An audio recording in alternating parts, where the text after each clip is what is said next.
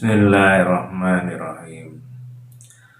Assalamualaikum warahmatullahi wabarakatuh. Alhamdulillahirabbil alamin. Wassalatu wassalamu ala asrofil anbiya'i wal mursalin wa ala alihi wa ashabihi ajmain. Saudaraku sekalian, ada sebuah perumpamaan gelas yang di dalamnya ada kotoran, umpamanya kotoran cicak. Kemudian gelas itu kalau dituang di dalamnya air susu ataupun air kopi ataupun teh yang sebenarnya itu enak atau baik, tapi karena gelas yang dipakai untuk tempat air minum teh atau kopi atau susu tadi ada kotoran cicak, maka saya kira siapapun tidak mau meminumnya karena kotor tadi, sehingga ya jijik. Kira-kira seperti itu. Dan sebaliknya, kalau gelas yang mau dipakai untuk tempat air minum tadi bersih, tidak ada kotoran apapun di situ, kemudian dituangkan di dalamnya air putih saja, insya Allah siapapun mau meminumnya tanpa ada rasa jijik, karena gelas yang dipakai bersih sehingga air putih pun terasa segar, enak diminum. Insya Allah seperti itu. Apalagi diisi air susu atau air kopi atau air teh. Bagi yang senang minum air susu ataupun kopi dan teh tadi, ya dia akan meminumnya dengan senang hati dan dinikmatinya dengan enak. Kira-kira seperti itu.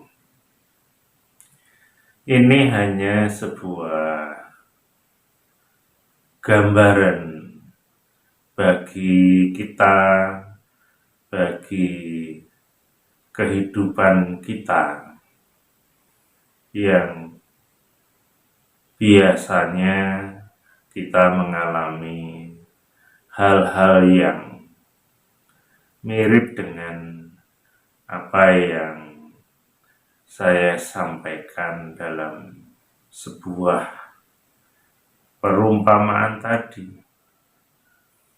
Jadi kalau di dalam kehidupan sehari-hari, salah satunya kalau diri seseorang siapapun itu ada kotoran, baik di hati ataupun pikirannya. Maka ketika orang itu diisi dengan sesuatu yang baik, umpamanya diisi dengan ilmu pengetahuan agama yang luas. Tapi kalau ilmu yang luas tadi tercampur dengan kotoran, sehingga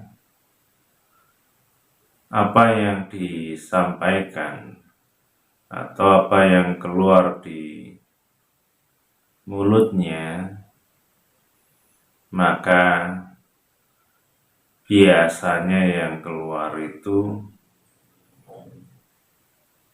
sebuah ilmu pengetahuan yang sudah tercampur dengan kotoran tadi.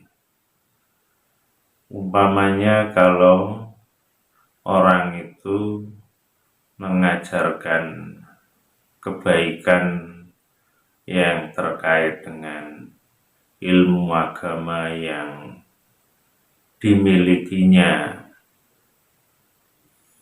maka dia akan menyampaikan ilmu agamanya itu bisa saja ada unsur mencelanya, menghinanya, membuka aibnya, merendahkannya, dan lain-lain sebagainya. Maka kalau ingin ilmu kita itu baik dan bermanfaat, seharusnya ya kotoran-kotoran itu harus disingkirkan dari diri kita.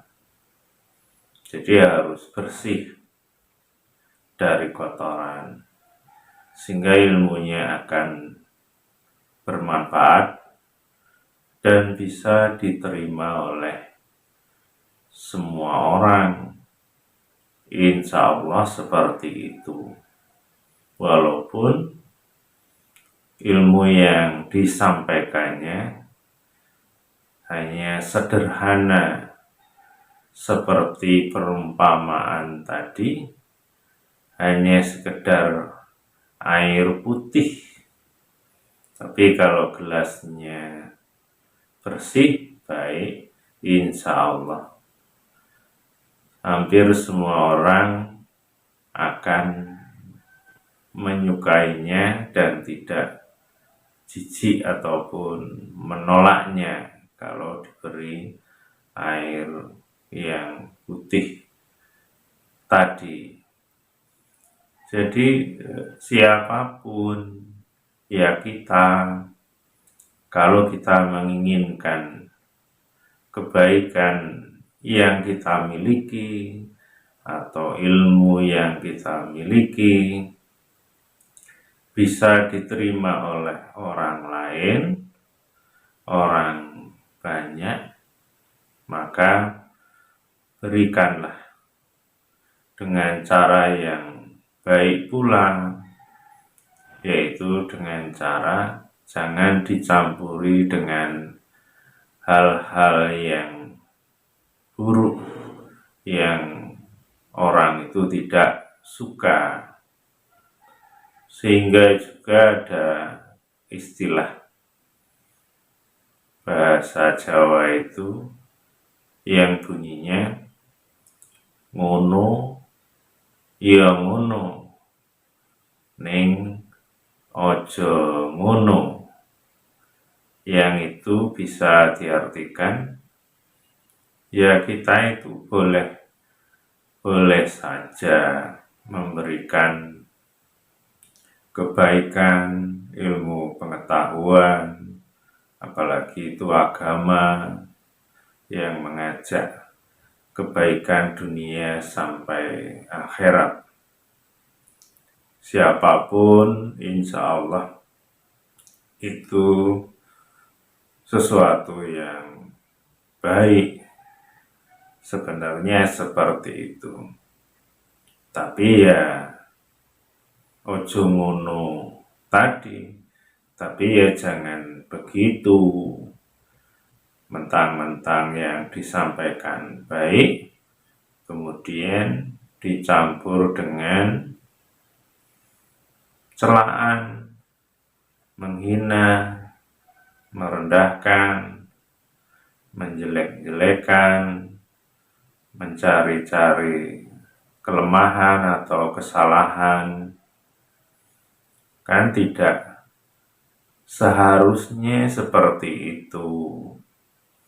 Jadi kita seharusnya berdakwah, mengajak kebaikan itu dengan hikmah seperti yang disampaikan oleh Allah di dalam Al-Quran yang bunyinya ud'u ila sabili rabbika bil hikmah wal maudatil hasanah, yang artinya ajaklah ke jalan Tuhanmu dengan hikmah dan suri tauladan yang baik. Sebenarnya ayatnya jelas, mudah dimengerti. Hanya saja orang yang di dalam hati atau pikirannya sudah tercampur dengan ya kotoran, yang kotoran itu sehingga tidak bisa melihat sesuatu yang benar, yang baik itu secara benar juga, atau tertutup sehingga ayat itu lupa atau sengaja ataupun tidak, sehingga dia menyampaikan kebaikan agama ini tidak menggunakan ayat tadi atau dikesampingkan, sehingga menyampaikan seperti apa yang saya katakan tadi, sehingga orang yang mendengarnya bisa tersinggung atau tidak enak, atau mungkin juga marah, jengkel. Ya karena caranya tadi, caranya yang keliru, caranya tidak sesuai dengan apa yang diperintahkan oleh Allah. Dan kita pun sebenarnya kalau kita umpamakan kita dengan orang yang kita kasihi, entah itu anak, entah itu istri, kalau kita benar-benar sayang, benar-benar cinta,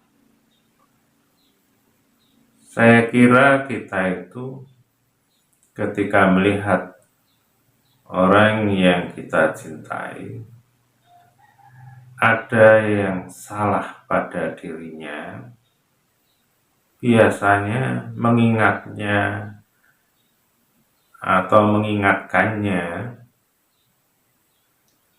itu dengan cara yang lemah lembut, dengan cara yang hati-hati, dengan rasa kasih sayang. Bagaimana caranya kita itu mengingatkannya itu tidak menjadikan orang yang kita kasih itu marah atau jengkel atau malu atau merasa dipermalukan, umpama seperti itu. Sehingga ketika kita beri nasihat atau kita tegur dengan baik tadi, dia akan senang hati, bahkan mungkin berterima kasih karena telah diingatkan. Kira-kira seperti itu. Tapi kalau memang dari awalnya di dalam diri kita atau siapapun tadi ya ada kotoran tadi, kemudian juga memang tidak ada niatan yang baik agar saudara yang dicintainya tadi menjadi sadar lebih lurus,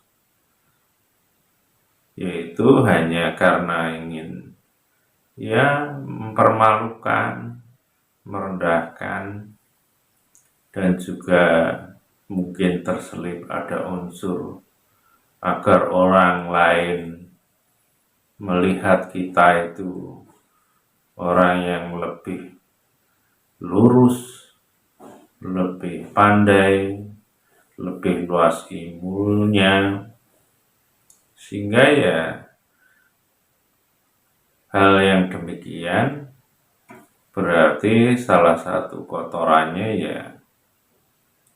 ya sombong dan ujub, ria itu bercampur baur, sehingga sesuatu yang baik itu menjadi rusak sebenarnya.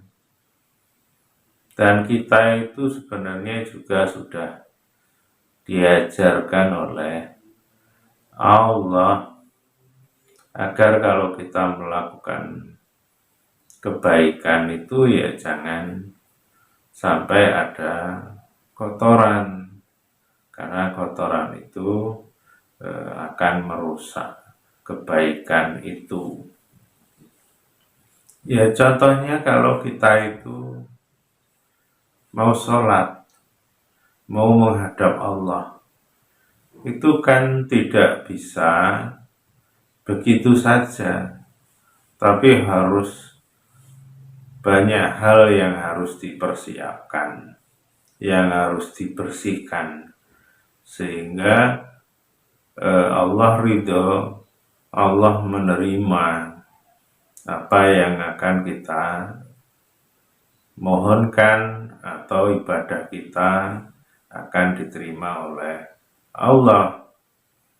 Bukankah diawali kalau kita itu sholat ya harus bersih, baik bersih dari najis, kemudian dari hadas besar, juga hadas kecil, dan setelah itu pun juga harus berpakaian yang rapi, yang menutup aurat, dan juga tidak boleh melakukan hal yang lain yang bisa membatalkan sholat. Umpamanya berbicara kepada orang lain ketika sedang sholat. Itu hanya sebuah gambaran juga bahwa kalau kita melakukan sebuah kebaikan, ya jangan dicampur dengan hal-hal yang tidak baik yang bisa menjadikan kebaikan yang kita lakukan itu sia-sia, bisa rusak. Insya Allah seperti itu. Maka untuk itu, mari kita perbaiki diri kita. Kalau memang niat tulus, ikhlas kepada Allah, ingin mengajak saudaranya yang lain ke jalan yang benar, yang lurus tadi, ya singkirkan dulu, bersihkan dulu hati dan pikiran kita, sehingga mulut kita berbicara dalam hal kebaikan itu tidak tercampur dengan kotoran, sehingga tidak ada orang yang tersinggung, orang yang merasa dicela, orang yang merasa dipermalukan, orang yang kemudian merasa jengkel karena dibuka aibnya di depan orang banyak, umpama seperti itu. Nah, ini yang harus kita ketahui, dan kita harus belajar untuk memperbaiki pribadi kita. Kalau kita ingin membuat atau memberikan kebaikan kepada orang lain, maka perbaiki diri kita.